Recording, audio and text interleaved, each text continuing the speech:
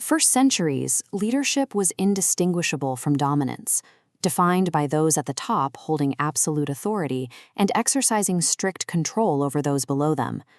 In 1978, political sociologist James McGregor Burns broke from this historical tradition. He argued that leadership and raw power are not the same thing. In fact, they are separate concepts entirely.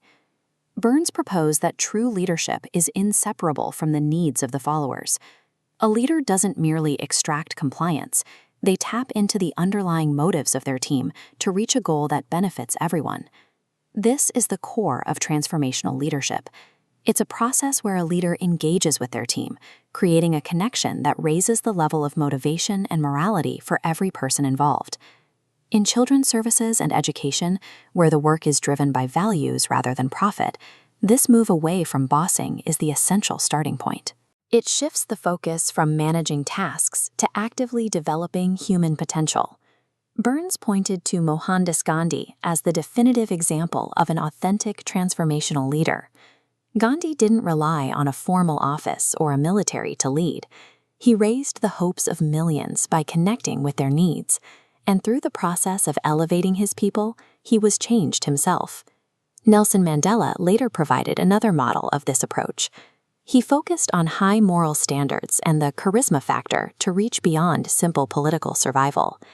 Mandela offered a vision that resulted in a change to South Africa's national identity. He moved the country toward a shared future, rather than just forcing the population to comply with new laws. This isn't just a role for heads of state. Teenager Ryan White demonstrated transformational leadership by speaking out about his experience with AIDS, connecting with the public to increase awareness and government research funding. These examples show that transformational leadership doesn't require a specific title. It requires a connection that alters the values of the group, moving people to accomplish more than they ever thought possible. In schools and care facilities, the day-to-day reality often defaults to a different style, transactional leadership. This is the exchange dimension of management. A manager offers a promotion if targets are met, or a teacher gives a grade in exchange for completed homework. It is a simple trade of effort for a specific reward.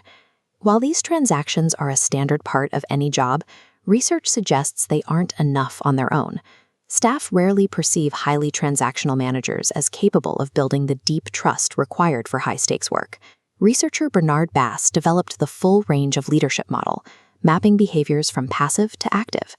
At the bottom left is laissez-faire, a complete absence of leadership. The middle ground consists of transactional styles, management by exception and contingent reward, maintaining basic baseline compliance.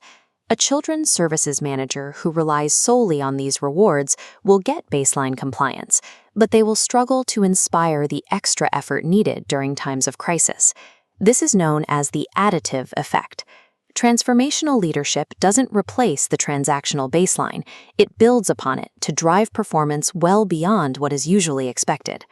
Bass identified 4 specific behaviors that trigger this spike, often referred to as the 4 I's.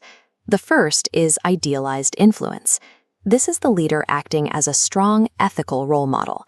They have high standards of conduct and can be counted on to do the right thing, even when it's difficult.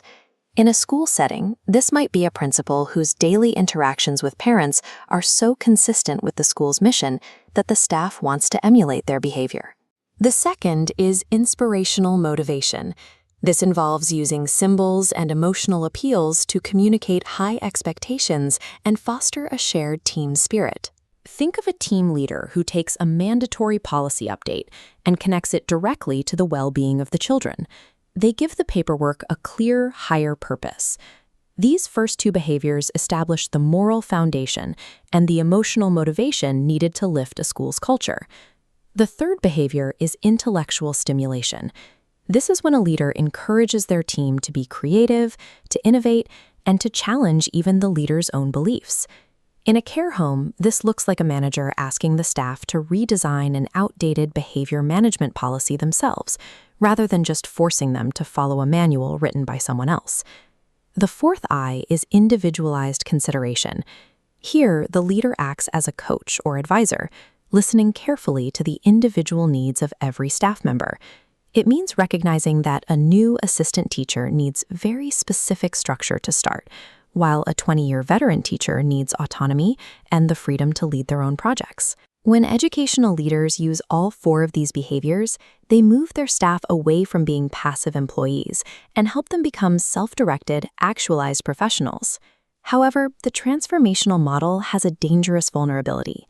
Charisma, if it isn't guided by a strong moral compass, can become a tool for destruction. Bass used the term pseudotransformational leadership to describe this. It's a style that appears inspiring, but is actually self-serving, exploitive, and focused on the leader's ego. These leaders often use buzzwords to sound visionary, but they actually manipulate their staff and dominate the decision-making process. They discourage anyone from thinking independently. In education, a pseudo-transformational leader might talk about empowerment in public, while privately dismantling the psychological safety of their team. History is full of individuals who used charisma to lead people toward evil ends. This proves that the act of transforming a group is not always a positive thing. This is why true transformational leadership in children's services must be socialized, always focused on the welfare of the collective rather than the advancement of the leader.